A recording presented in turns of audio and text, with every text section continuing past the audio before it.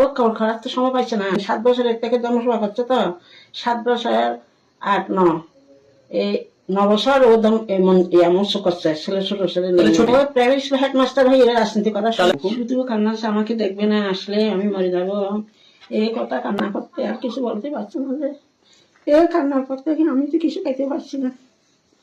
আর আমি ওর বাবাকে তো চোখে দেখে না, আমি তো নিজে কোলে নিয়ে অফিসে আদালতে সব জায়গায় গেছি, কোলে নিয়ে বড় করছি, কোনোদিন কান্না করতে দিই না।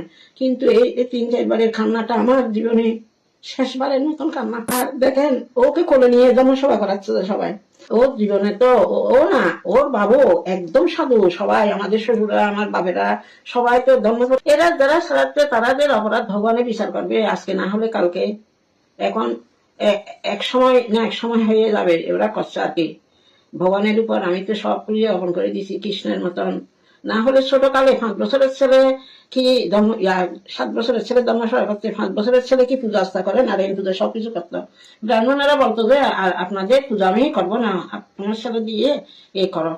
তাহলে 7 বছরের ছেলে ধর্ম কোলে নিয়ে মুশকিলে নিছে, কুচু দিয়ে নিছে, সব জায়গায় নিয়ে। আমি বলতাম যে আমার ছেলেকে আমাকে আবার আনিয়ে দিতে হবে, কিন্তু আমি বিশ্বাস করতে পারতাম না যে কোলে করে নিয়ে যাচ্ছে। তার থেকেও আমাদের বংশগত বাপের বাড়ির কেউ তো একটা বিড়ি সিগারেটও খাই না, আমাদের বংশ আমার শ্বশুরা বা স্বামীরা বিড়ি সিগারেটও খাই না, কোনো কিছু নেশাযুক্ত নাই, একদম দমকে বাচ্চাতে কেউ অনুকূল নিয়ে কেউ এক ধারা নিয়ে হারামিন্দুরা করছে।